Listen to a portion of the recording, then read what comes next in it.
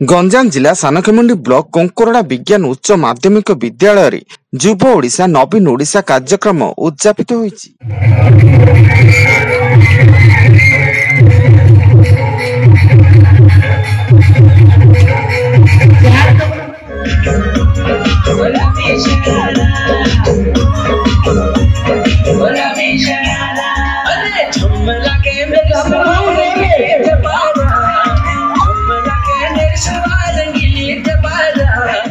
एही उद्यापन उत्सव रे विद्यालय अध्यक्ष प्रकाश चंद्र जेना, नोडाल ऑफिसर सुशांत कुमार साहू, मुख्य वक्ता भावे हरिकृष्ण नायक, मुख्य अतिथि भावे विद्युत प्रभा देवी, संतोष कुमार पहाड़ी प्रमुख धन्यवाद अर्पण करथिया बेले प्रतियोगिता भाग नैथिबा समस्त कृति छात्र छात्री को पुरस्कृत करा जायतिला एवं विभिन्न सांस्कृतिक कार्यक्रम मध्ये परिवेषण करा जायतिला।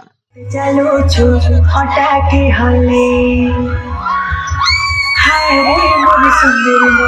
कजल बाली केते देखो छु आँखें खुली खुली